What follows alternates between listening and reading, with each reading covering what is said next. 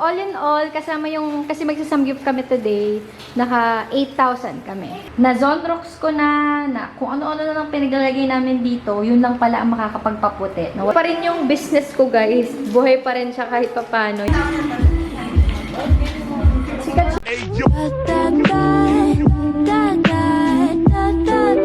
Hey guys, welcome to another vlog. October 14 yata ngayon, Saturday. Lilinis po kami. Actually, ako lang muna kasi sa MJ natutulog siya. Ayan, liligpitin ko to. Tatanggalin ko lang yung mga alikabok kasi may natira. Salansan ko na maayos yung mga pintura. Samantala, dyan muna kami magluluto. Diba? Ito pa yung kalat. At ayun pa, kalat. More kalat.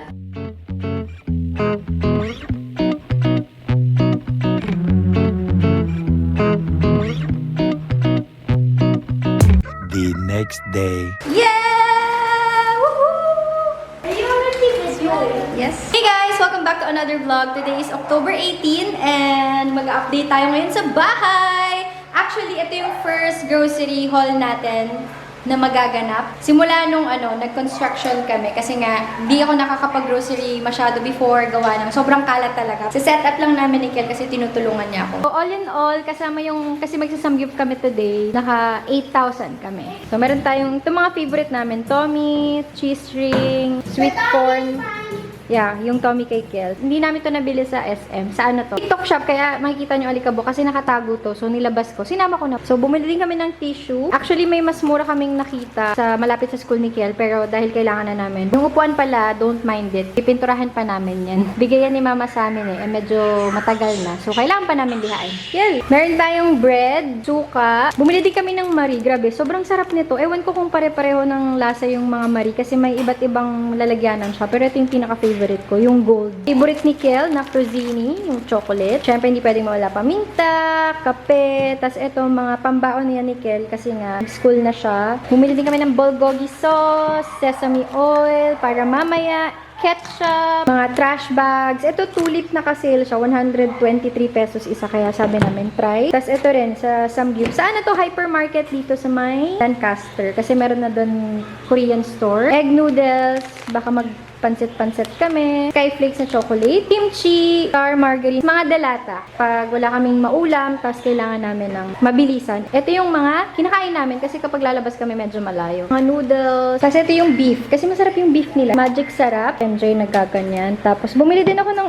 mga ganito. Jolly, condensed, just in case na kailanganin namin. Tapos mga tocino, chicken balls. Bumili din pala sa MJ na to. Yung nakaluto na. Yakult, butter, Nestle cream, Lady's Choice, mga pangpalaman para sa baon ni Kel, mga sinigang mix, crispy fry. Ito masarap to. Crab and corn para sa samgyup. And then, pita wraps. Ito tatry ko lang. Kasi yung calorie nito maliit lang eh. So, just in case na gusto ko maging healthy ulit. Tapos caldo, masarap din to. Kahit ano siya. Yung mabilisang luto lang. Tapos mga drinks kay MJ. Ito rin, fish tofu. Masarap to guys. Food trip namin to ni MJ kapag wala kaming magawa. Yun na for our grocery haul. Sobrang mahal ng bilihin ngayon. Wala pa dyan yung mga vegetable, mga meat, kasi bukas pa namin yon bibilhin sa palengke. Ayun lang, magliligpit muna ako dahil sobrang dami nito. A few moments later. Lunch time! Actually, late lunch na. I think 1 o'clock na.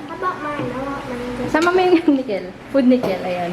Rice with beef. Tayong okra, mushroom, gulay, bell pepper, seaweed, soft drinks, tapos egg, ramen, and yung beef, tsaka, yan, mga side dish natin. Kain tayo!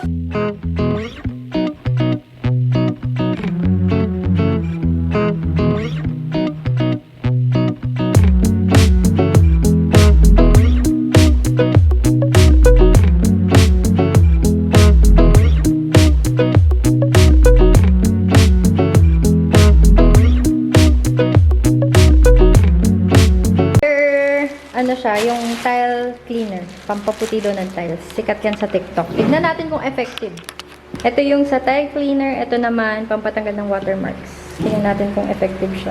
Ito kasi, kitang-kita, diba? Ang linaw ng camera. Yan yung tiles namin dito sa CR kasi nagamit na din ng workers tapos nagawa. Masyado nalilinis kaya ngayon, itetest natin. Nag-spray muna ako, babad natin, tapos mamaya, scrub ko na.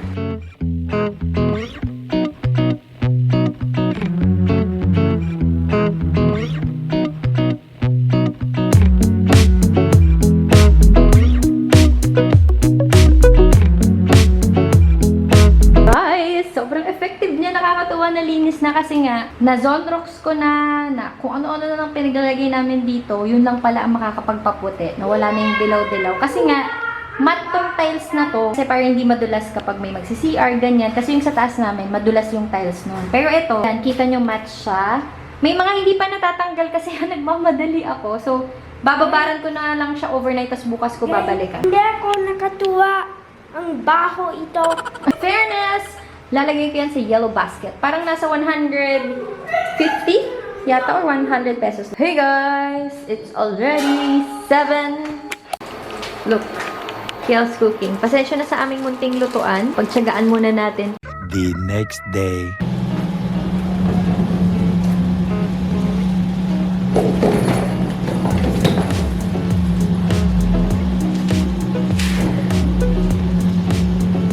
Morning.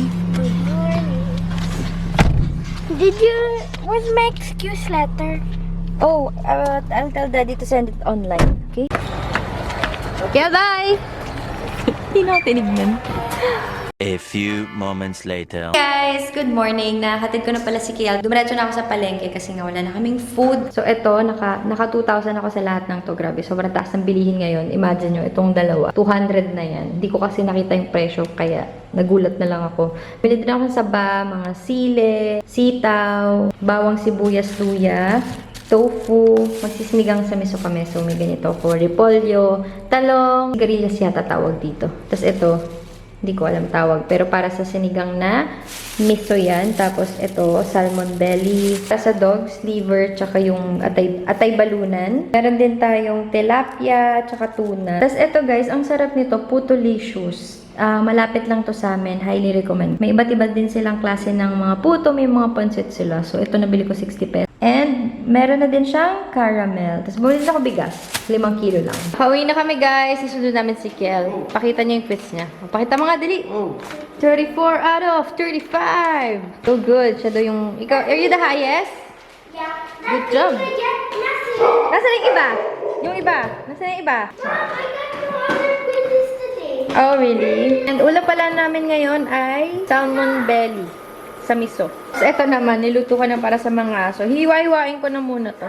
Pa rin yung business ko, guys. Buhay pa rin siya kahit papano. Yung umorder sa akin lagi pa rin siya nag-order kasi yung mga client niya nagustuhan na to. So, ito rin yung ginagamit ko ngayon kasi nga, mura siya. Gusto nyo mag-reseller, kontakin nyo lang ako. Mura ko lang siya.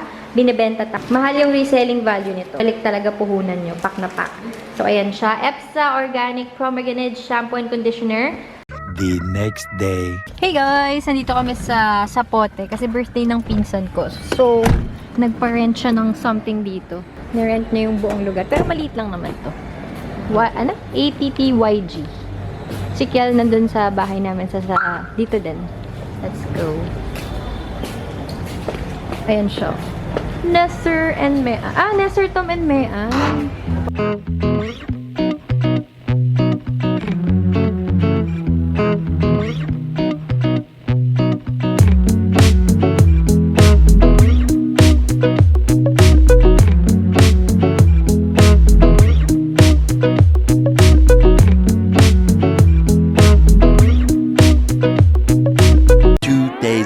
Happy Monday guys! Daddy! Nandito kami sa may Wendy's kasi pupunta kami ng Wilco. Nakala ko 7 bukas, 8 pa pala. So kumain muna kami dito na salad. 200 na to. Pauwi na pala kami. Tapos ito yung mga nabili namin. Ito medyo mahal siya eh. Tile and grout cleaner. Tignan natin kung effective. Tapos mga pang toilet, scrub, muriatic acid. Tatry lang din namin to pantanggal ng dumi sa tiles. Tapos, mothballs. Ito para sa salamin. Extra gagawin nyo kapag ganito yung salamin nyo. Kailangan maglinis. Tapos, meron tayong Zim, Scotch-Brite. Tapos, ito din. Kasi marami kami salamin dito. And Bygone. So, yun yung mga nabili namin sa Wilcon.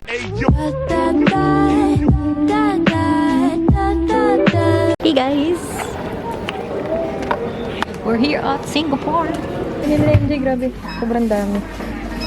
40 pesos. 40 pesos lang yung Coke Zero.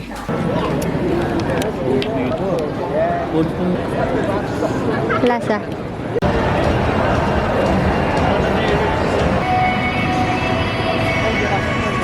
Hero has saved the day!